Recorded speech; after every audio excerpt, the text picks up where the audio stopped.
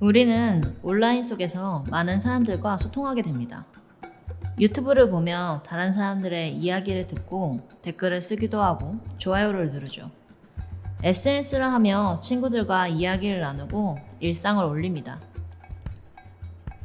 그러다 모르는 사람이나 친구의 SNS 지인 등 다양한 사람들과 대화를 하거나 쪽지를 주고받게 되기도 해요. 그렇게 오픈 채팅이나 채팅 앱을 이용하다 보면 이런 쪽지를 받기도 합니다.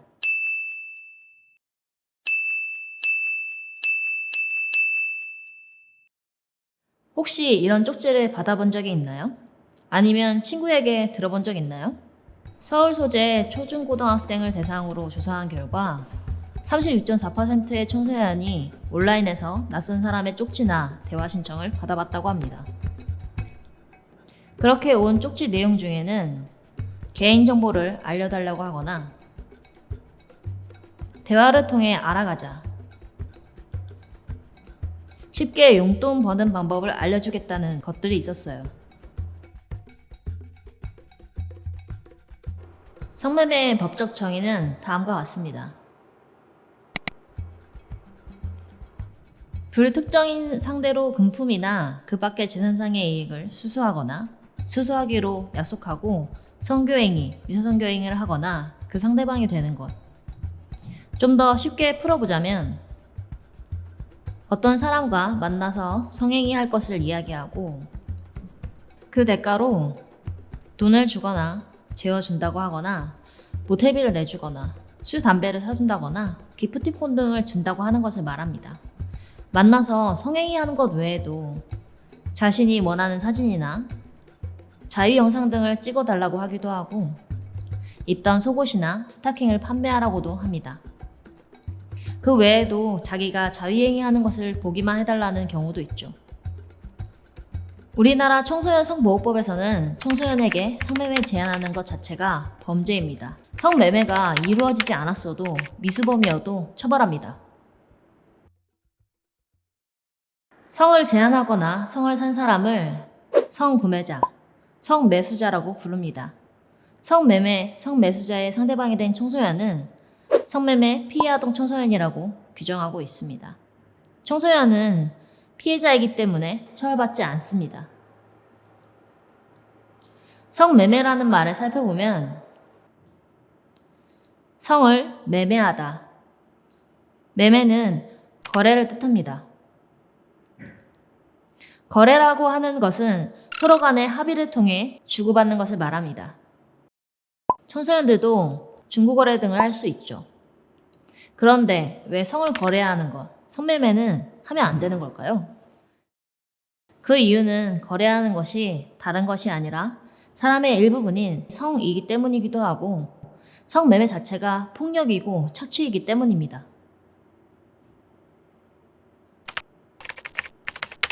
첫 번째, 왜 성을 거래하면 안 될까에 대해 이야기해 봅시다. 우리는 인간을 거래하는 것에 대해 금지하고 있습니다. 거래를 하게 되면 인간의 존엄성을 해치기 때문입니다. 그래도 서로 원하는 것을 주고받는데 왜 안 될까? 라고 생각할 수 있습니다. 두 가지 이유를 살펴볼 수 있어요. 첫 번째는 대부분의 나라에서는 인신매매, 즉 사람을 사고 파는 것을 금지합니다. 우린 역사적으로 사람을 사고 팔았던 때가 있어요. 언제일까요? 노예제도가 있던 시절이죠. 노예제도를 폐지한 이유는 사람을 사고 파는 것은 상대방에 대한 전면적인 지배권을 행사하는 것이고 그로 인해 상대방의 자유를 박탈하기 때문입니다. 좀 더 쉽게 이야기하자면 사람과 성을 거래한다는 것은 상대방의 의사와 상관없이 권력이나 돈을 가지고 있는 사람이 대상이 된 사람을 마음대로 하기 때문이에요. 한 판사는 성매매 사건에 있어서 이렇게 이야기합니다. 몸 자체를 거래할 순 없다. 몸은 재화가 아니고 서비스도 아니다. 이건 문명국가에서 오래전에 확립된 굳건한 합의다. 몸을 사고 파는 것은 인간을 사고 파는 것이고 인간성을 부정하는 것이며 한 사람의 인격을 짓밟는 짓이다. 돈으로 살 수 없는 것이 있다. 아니, 결코 사선 안 되는 게 있다. 이처럼 우리는 인간을 사고 팔지 않기로 약속했었고 그것이 인권 침해이고 폭력임을 이야기해왔습니다. 두 번째는 성매매 피해 상황 자체가 폭력이고 착취이기 때문입니다. 자신이 원하는 걸 사는 사람은 돈이 많은 사람, 권력을 가진 사람이 대부분입니다. 당연히 어떤 대가를 지불하기 위해서는 돈이 있어야겠죠? 국가인권위원회에서 연구를 했는데요. 성매매를 할 경우에 다양한 피해를 입는 것을 알 수 있습니다. 표에서 빨간색은 피해가 매우 심각하게 일어난다는 걸 표시한 거예요. 대부분 빨간색이 반 이상을 차지하는 걸 볼 수 있죠. 그만큼 심각하게 나타납니다.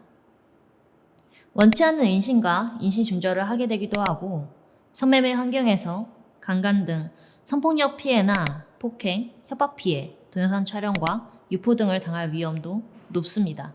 정신적으로 힘들거나 트라우마가 생기기도 합니다. 실제로 상담을 해보면 정말 여러 가지 폭력 피해를 입는 경우가 많습니다. 먹튀라고 해서 돈을 주지 않는 경우도 있고 반대로 돈을 뺏어가는 경우도 꽤 많이 일어나요. 욕을 한다거나 때리는 경우도 많고 콘돔을 사용했다고 했으면서 만나서는 안 하는 경우도 많아요.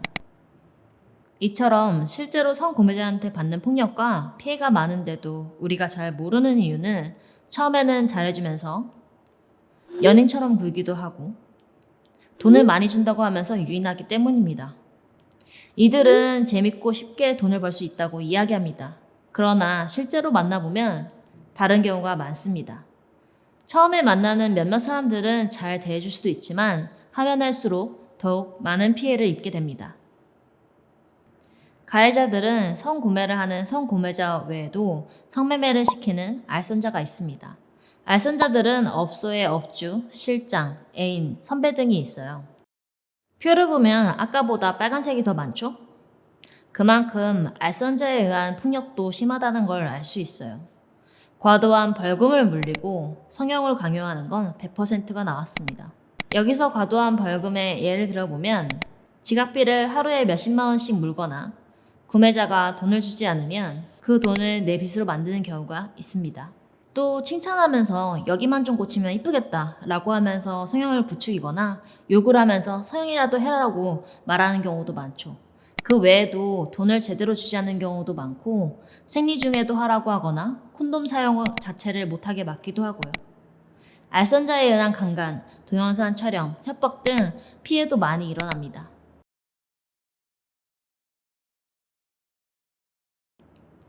이들은 처음에는 잘해주면서 이것저것 사주기도 합니다. 그래서 고마워했는데 알고 보면 내 빚으로 달아나는 경우도 있어요.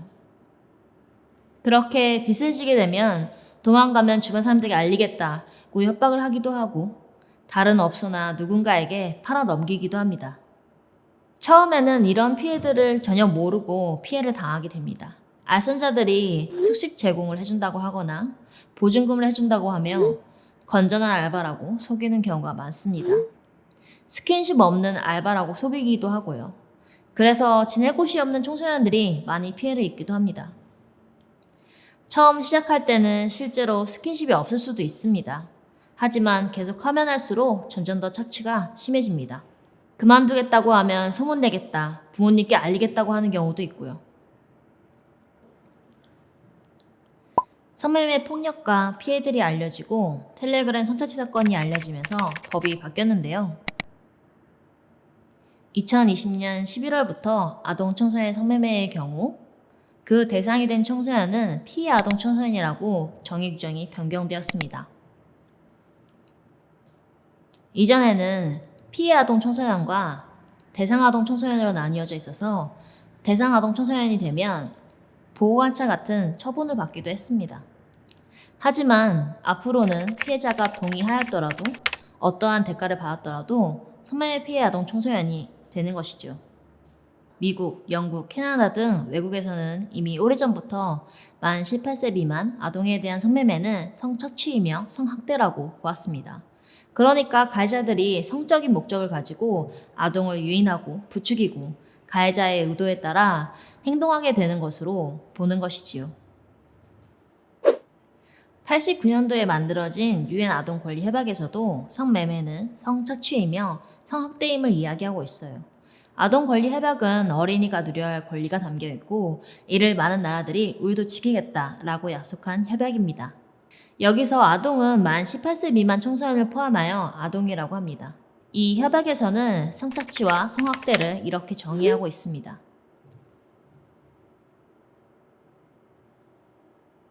그 외에도 물리적인 힘을 쓰거나 억압을 동반하지 않아도 심리적으로 성적 피해를 주는 행위를 모두 성착취, 성학대라고 합니다.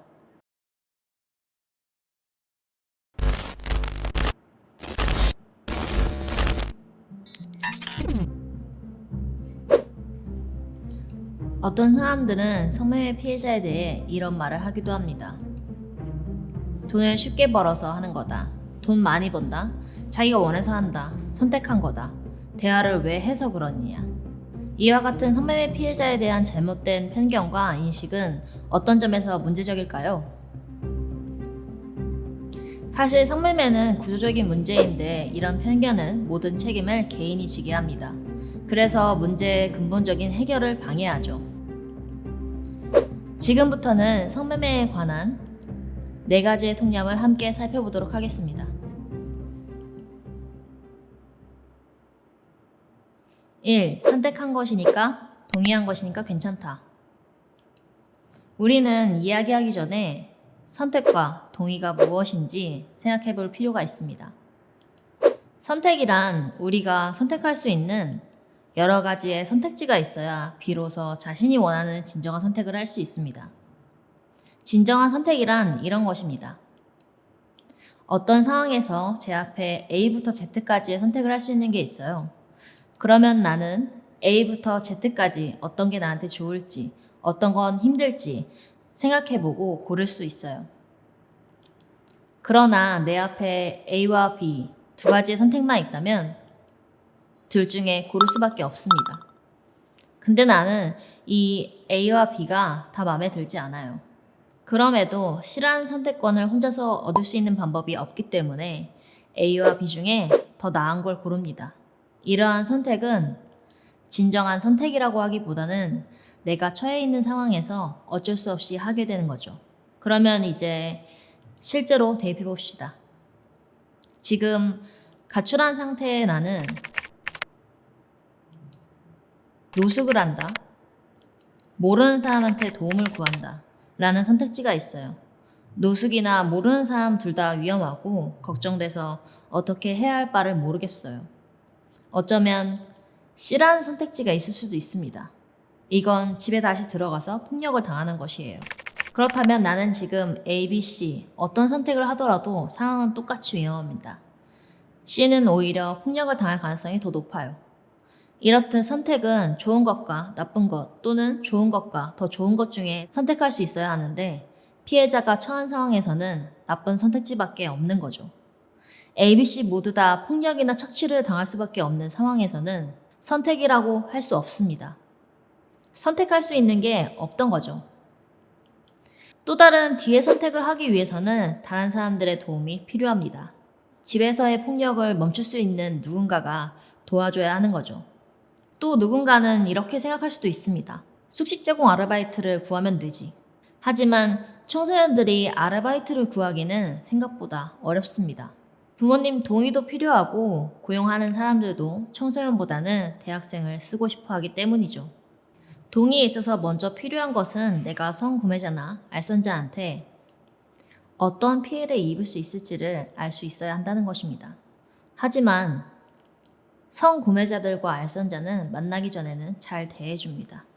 돈을 많이 준다고만 말할 뿐 아무것도 하지 않아도 된다. 괜찮다. 라고 말합니다. 하지만 실제로 만났을 때는 달라집니다. 물론 우리는 이런 교육을 통해서 임신이나 성병 등에 걸릴 수 있다는 것도 알고 폭행을 당한다거나 불법 촬영 등을 당할 수 있다는 것도 배워서 알고 있습니다. 그래서 정말로 괜찮은지 계속 확인을 하기도 합니다. 그러면 성매매 가해자들은 괜찮다며 안심시킵니다. 때로는 다른 사람들과 대화한 내용을 보여주기도 하고 돈을 찍어서 보내기도 합니다.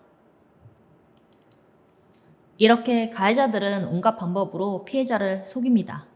그리고 자신이 원하는 목적을 이루죠. 성매매 경험 당사자 네트워크 뭉치는 이렇게 이야기합니다. 성매매에서 성적 자기결정권이 있다고 생각하는 게 이상한 거 아닌가요? 성매수자들은 돈을 지급했다는 이유 하나만으로 성매매 피해자에게 무조건적인 복종을 요구하기도 합니다. 어떤 일이 발생할 것 같습니까?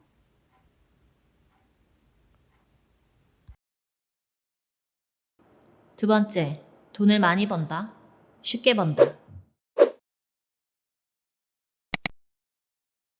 돈을 많이 번다, 쉽게 번다고 하는 것은 알선자들이 피해자의 피해를 감추기 위해 하는 이야기며 속여서 성매매를 하게끔 만들기 위해 광고할 때 사용합니다.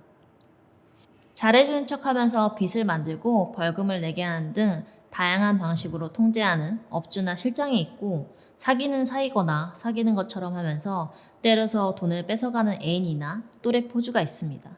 보통은 이 두 가지의 알선자들만 이야기합니다. 하지만 우리가 잘 알지 못하는 알선자들도 있습니다. 먼저 랜덤 채팅 어플리케이션이 있습니다. 많은 채팅 앱에서는 이성에게 대화를 하거나 쪽지를 먼저 보내려면 포인트를 사용해야 합니다. 포인트는 유료 결제를 통해 살 수 있고, 받은 쪽지에 답장하는 것은 별도 결제 없이 가능합니다. 랜덤 채팅의 사업자는 포인트를 판매하여 많은 돈을 법니다. 앱에 광고를 띄워서 돈을 벌기도 합니다. 2020년 6월에 개정된 법의 신설 조항에 따르면 일정 규모 이상의 SNS, 방송 사업자, 웹하드 사업자들은 불법 촬영물 등에 대한 기술적, 관리적 조치를 취할 의무가 있습니다. 정보통신망법에서도 아동 청소년 성적 침해를 포함한 불법 촬영물이 유포되는 것을 막기 위한 법률을 신설했습니다. 하지만 방송통신심의위원회의 2021년 자료에 따르면 삭제 요청이 들어와도 사업자 판단에 따라 방치하거나 아예 신고 접수 건수에서도 제외시키는 것으로 밝혀졌습니다. 이용자들의 수가 많을수록 돈을 더 많이 벌기 때문에 모른 척 하는 것이겠죠? 그 외에도 모른 척하거나 알면서도 돈을 버는 사람들이 있습니다. 업소로 임대해주는 건물주, 모텔이 있고 병원, 약국, 사채업자 등이 있습니다. 이들은 우리가 평소에 이용하는 것보다 훨씬 비쌉니다. 알선자들과 함께 짜고 쳐서 피해자가 빚을 지게 하는 것이죠. 당연히 이 모든 돈은 성매매 피해자, 피해 청소년들을 착취하여 생기는 돈입니다.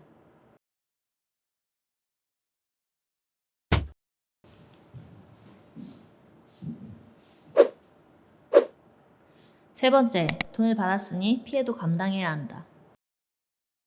우리는 일하는 곳에서 상사한테 소위 갑질을 당하는 걸 보면 같이 분노합니다. 갑질하는 업체에 불모행동하자라고 이야기하기도 하고요. 그러니까 돈을 받는다고 해서 갑질을 하고 때리는 상사나 진상을 다 받아줘야 한다고 생각하지 않습니다. 돈을 받았다고 해서 가해자가 한 폭력이나 착취는 사라지지 않으니까요. 그리고 성매매 상황에서는 갑질이 아주 빈번하게 심각한 수준으로 일어납니다. 해외 인신매매 반대 연합에서는 이렇게 이야기합니다. 성구매자들의 대다수는 성매매 피해자, 청소년들이 아동학대, 제한적인 취업 선택지, 집이 없는 상황 등으로 인해 성매매하게 되었던 것을 알고 있습니다. 성구매자들은 말합니다. 최고의 성매매 경험은 성매매 피해자가 완벽하게 순종할 때이다. 공중화장실을 가는 것처럼, 자판기를 이용하는 것처럼 성매매를 한다. 성을 선택하고 구매하는 행동은 지배와 통제를 느낄 수 있기 때문에 한다.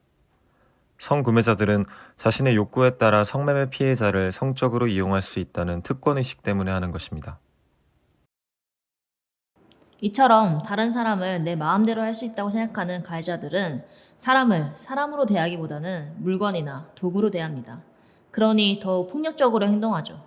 이 세상에 물건이나 도구처럼 대해진다거나 폭력이나 착취를 당해도 되는 사람은 누구도 없습니다.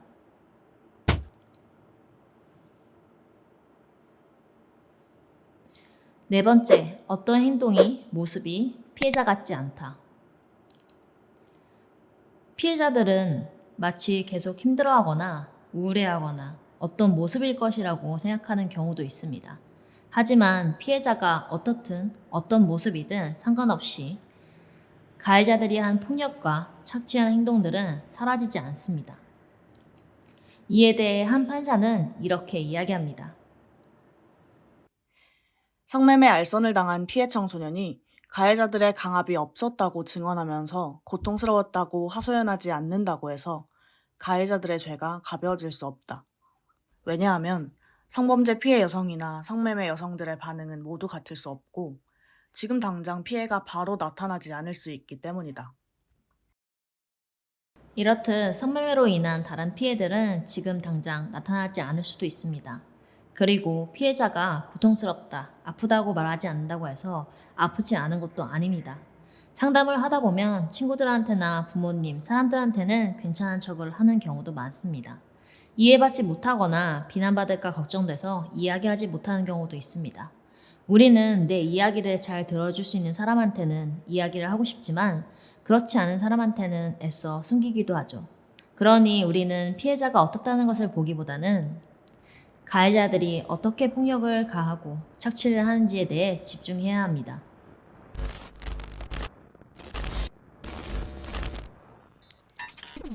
지금까지 성매매가 왜 폭력이고 착취인지에 대해서 알아봤습니다. 이번에는 실제로 어떻게 성착취가 일어나는지, 왜 자꾸 이런 일은 많아지고 반복되는지를 살펴보려고 해요. 최근 17 여자아이가 랜덤 채팅 앱에 들어갔을 때 벌어지는 일들이라는 주제로 사회 실험을 진행한 청소년이 있어요. 청소년을 상대로 실제로 어떤 성적 유인이 일어나는지를 살펴보려고 했대요. 그리고 청소년 성매매가 왜 위험한지, 성매매 피해가 청소년에게 어떤 영향을 끼치는지 관련 단체 활동가의 설명도 들어봤어요.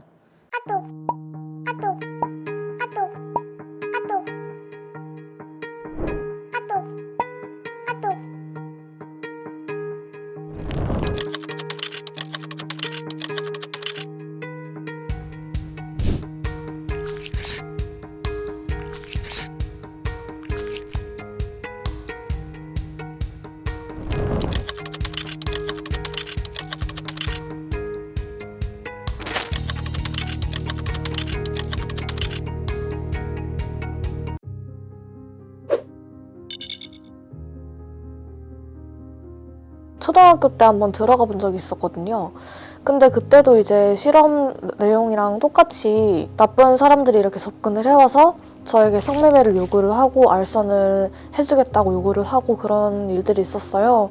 그때 경험을 아직도 제가 기억을 하고 있는데 지금도 그때와 별반 차이가 없을까 아니면 많이 달라졌을까를 궁금하게 여기게 돼서 그렇게 실험을 하게 되었습니다.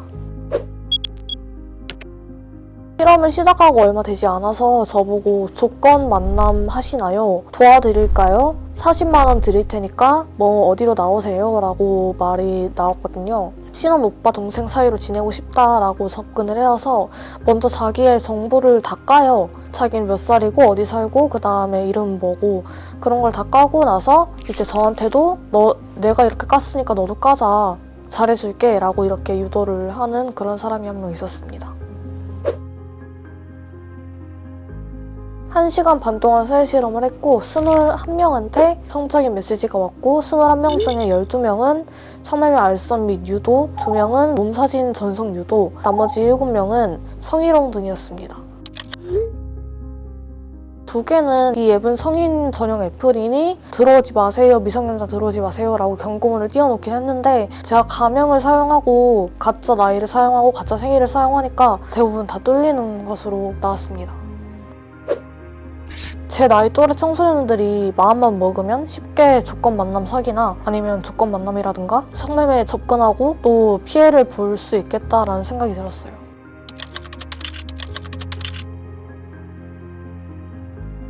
안녕하세요. 저는 10대 여성인권센터에서 사무국장으로 근무하고 있는 권주리라고 합니다. 10대 여성인권센터는 사이버상에서 성착취, 성매매 피해에 노출된 아동 청소년들을 발견하고 아이들을 성착취에 이용하는 알선자 구매자들을 신고하는 활동도 하고 있고요. 상담소랑 성매매 피해 아동 청소년 지원센터 저희가 직접 지원하는 두 사업이 있는데요. 그 사업에서 직접 지원 피해 지원을 하고 있습니다. 일단 우리나라는 성매매 불법 국가이고요. 아동 청소년이 이제 성매매를 했을 경우에 발생하는 일들에 대해서는 어디서도 위험성이나 예방 안내를 하질 않거든요. 그 사람을 만나기까지의 과정도 있고 만나서의 과정도 있고 만나고 이후의 과정도 있는데 어디에서도 그것들에 대한 안내를 해주지 않는 거예요. 정보 제공이 전혀 없기 때문에 돈을 받는 고액 아르바이트라고 생각을 하는 경우도 많이 있는데 전혀 아니거든요. 그래서 그 부분에 대해서 같이 얘기를 나눌 수 있는 환경이 되었으면 좋겠고, 일단은 어른들이 아동 청소년의 성을 사겠다는 생각 자체를 하지 않는 환경이 돼야지 안전한 환경이라고 생각합니다. 많은 분들이 아동 청소년이 어떻게 성매매에 이용이 되는 경로가 어떤 경로라고 많이 물어보세요. 근데 드리는 답변은 딱 하나예요. 모든 경로입니다 라고 말씀을 드려요. 아마 아동 청소년들이 사용하고 있는 모든 플랫폼을 성인 저희들도 똑같이 사용하는데 같은 플랫폼 내에서 어떤 일이 발생하는지를 이제 착취자들, 성착취자들만 아는 거죠. 채팅 어플이 많은 경로라고 말씀들을 많이 하세요. 근데 채팅 어플뿐만이 아니라 사실은 아동 청소년들이 사용하는 어플들, 이제 고민 상담하는 어플도 있고 이제 중고거래 어플도 있고 여러 가지 어플들 많이 있잖아요. 아동 청소년들이 사용하는 어플, 그리고 SNS, 익명을 기반으로 한 여러 가지 이제 플랫폼들이 다 사실 경로라고 보여집니다. 지인들을 통한 알선도 있어요. 학교 선후배들이 이제 학교 폭력으로 성매매를 알선해서 이제 피해를 경험하는 일들도 있고요. 뭐 친구들이 내가 이거를 해보려고 하는데 무서우니까 같이 가줘라고 해서 같이 나갔다가 피해가 발생하는 경우도 있고요. 굉장히 사실 경로도 다양하고 사이버 플랫폼 같은 경우는 사실 모든 플랫폼에서 발생하고 있다라고 말씀을 드리고 싶습니다. 세대 자체가, 환경 자체가 사이버 플랫폼을 이용하는 환경으로 변화하면서 가해 유형도 같이 맞춰서 이제 변화한 것 같아요. 근데 이 가해 유형이 변화한 이유는 어른들이 아이들이 일상적으로 사용하는데 접근을 하는 거거든요. 그러니까 아이들이 뭘 어떻게 하는 게 아니고요. 아이들의 일상에 이 사람들이 들어가서 아이들한테 말을 거는 가해 행위가 이제 그 시작입니다.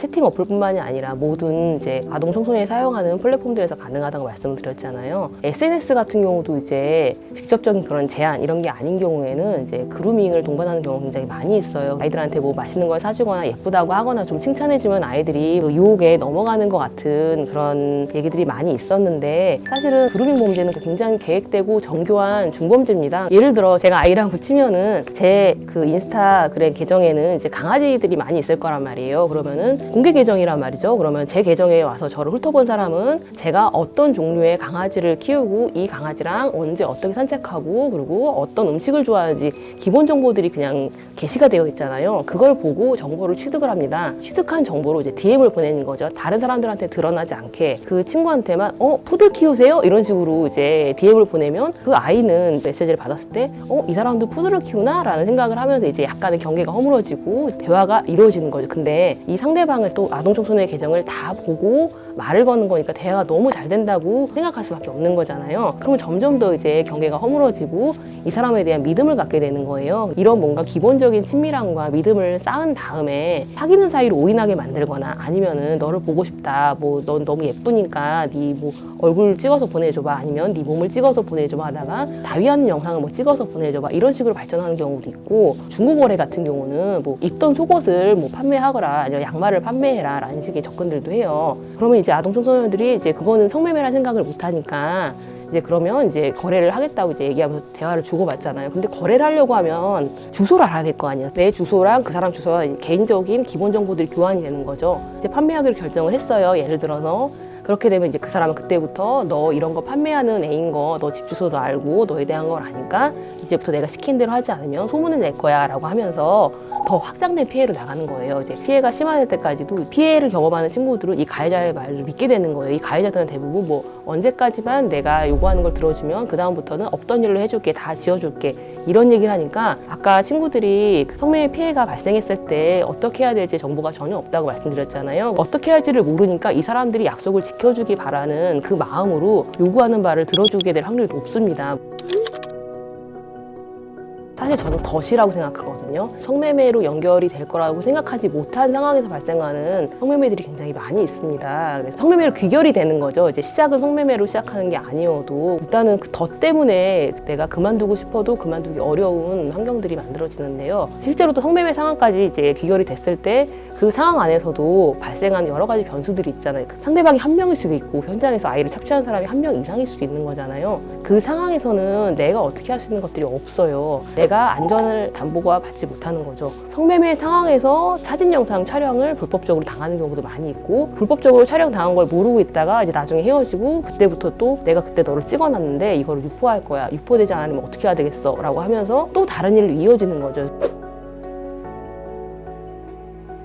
친구들이 만약에 걱정이 된다고 하면 도울 수 있는 어른들이 있잖아요. 근데 가장 또 위험한 것 중에 하나가, 친구들이 도움받을 수 있는 곳을 모르니까 이제 익명을 기반으로 한 카카오톡 오픈 채팅이나 익명을 기반으로 한 고민 상담 어플, 익명을 기반으로 한 데다 얘기를 많이 해요. 놀랍게도 또 이렇게 고민을 들어주는 사람들이 착취자일 확률이 높은 거예요. 저희가 항상 저희 기관도 얘기하는 것 중에 하나는, 우리한테 얘기를 해. 우리랑 얘기를 하면 당연히 비밀 보장도 되고 그 고민에 대해서 대화도 될 것이고 안전하니까 우리 기관이랑 얘기를 하는 게 어떠세요? 라고 이제 고민이 있는 친구들한테도 얘기를 하고, 고민 상담 어플이나 아니면 채팅 어플 내에서 저희가 저희 기관을 홍보하는 이유도 그런 이유인 거거든요. 저희가 이제 나중에 피해 아동 청소년들을 만났을 때 대화 내용을 보면은 내가 봐도 너무 아이들의 고민을 잘 들어주고 아이들한테 의지가 되고 격려가 되고 지지를 해줘요. 근데 그 역할은 사실 건강한 어른들의 몫인 거잖아요. 근데 착취자들은 대기하고 있어요. 거기서 정서적으로 취약한 청소년들을 타겟을 하면 그 목적을 훨씬 더 빨리 취할 수 있는 거잖아요. 그래서 타겟화 해갖고 그 친구들한테 접근을 하는 경우가 많이 있어서 꼭 공인된 전문기관과 상담을 하라고 저희도 안내를 하고 있습니다.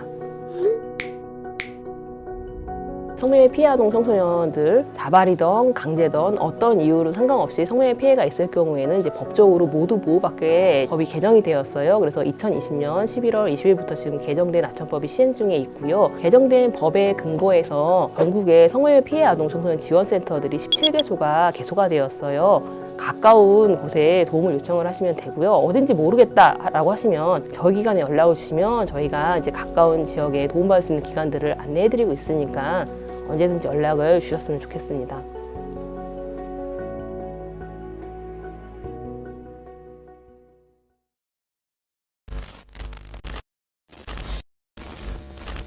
혹시 온라인 그루밍에 대해 들어봤나요?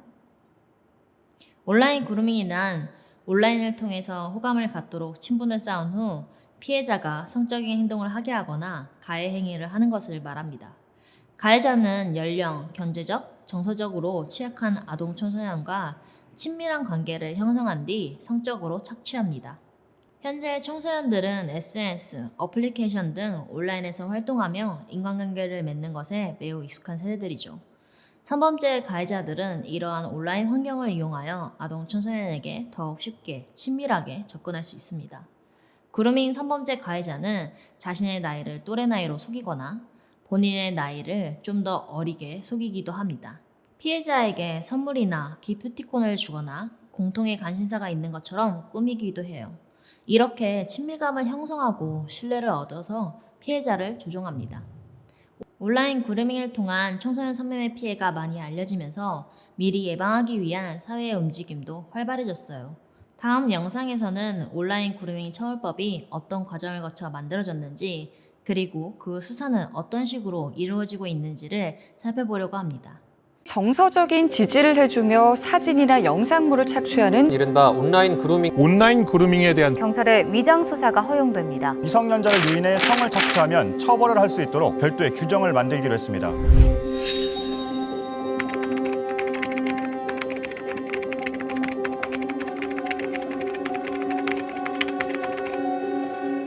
온라인 그루밍. 몇 년 전까지만 해도 그게 무엇인지조차 잘 알려지지 않았습니다.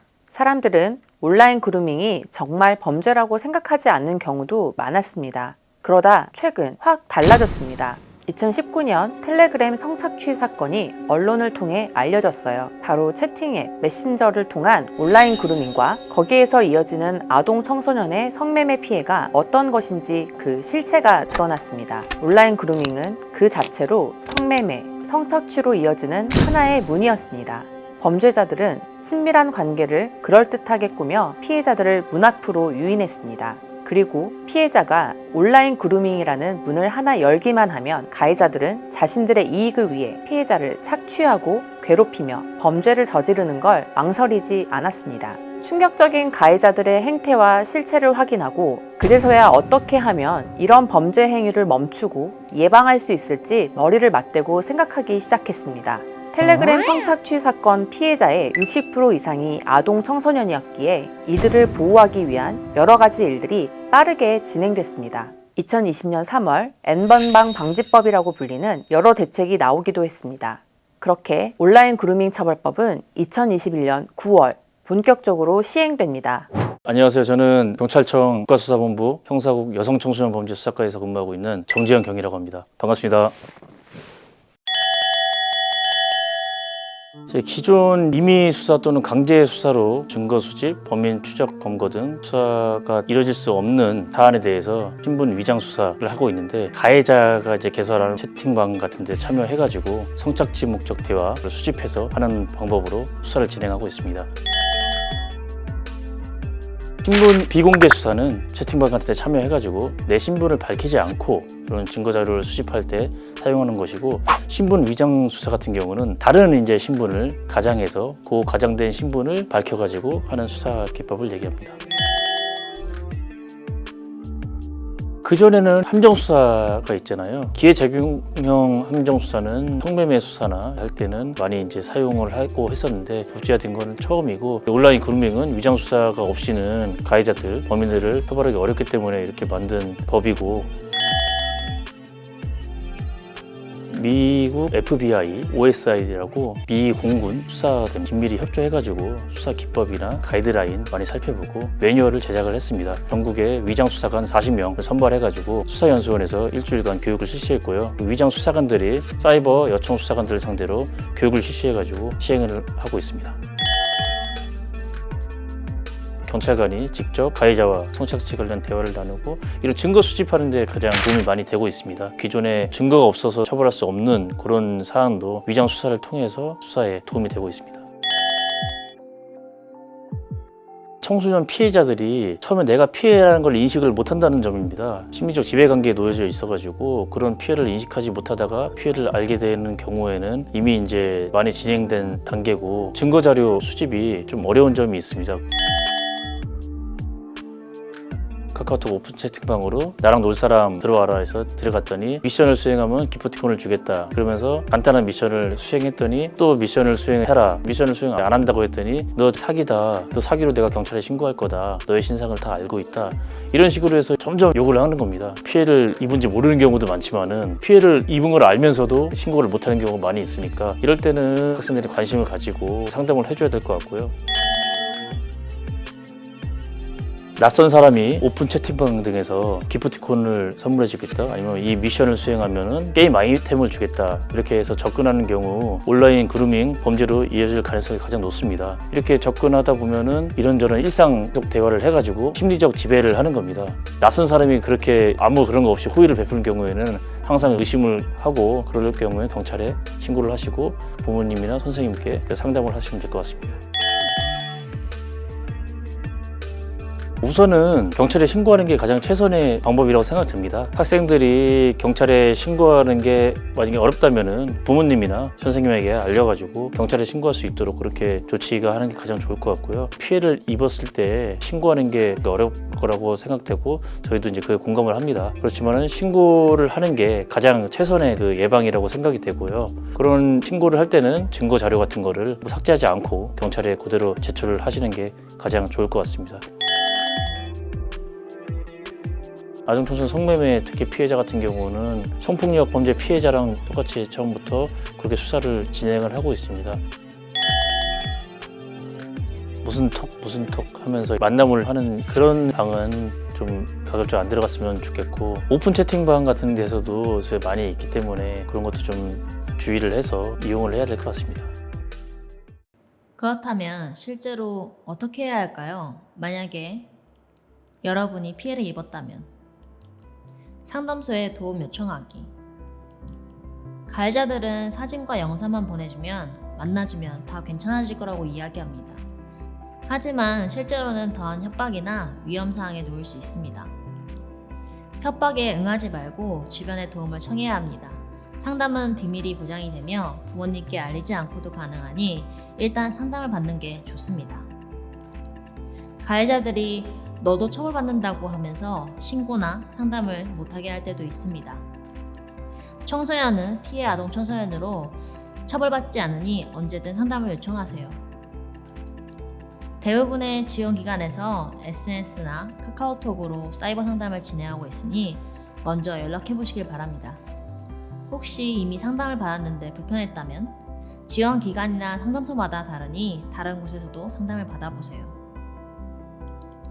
신고를 대비해 증거 수집하기. 온라인에서 나눈 대화나 협박 내용은 캡처하여 저장하세요. 연락처나 아이디, 이름, 나이 등 가해자에 대한 정보를 정리해 놓으세요. 사진이나 영상을 보냈다면 원본 촬영물을 삭제하지 말고 가지고 있으세요. 그러면 이후에 유포되는 게 걱정될 때 유포되었는지 확인할 수 있는 모니터링을 신청하거나 삭제 지원을 받을 수 있습니다. 오프라인으로 만나서 피해를 입은 경우에는 48시간 안에 씻지 말고 해바라기 센터를 통해 증거를 채취하면 이후에 사용할 수 있습니다. 혼자서 신고하기 어렵다면 상담소 선생님과 함께 갈 수도 있고 조사받을 때도 같이 있을 수 있습니다. 신고 외에도 다양한 지원을 받을 수 있습니다. 긴급구조, 의료지원, 치료회복 프로그램 지원, 학업지원, 자립지원 등 다양한 지원이 가능합니다. 꼭 신고하지 않더라도 지원받을 수 있습니다. 피해자가 내 지인이라면 피해자의 입장에서 생각하기.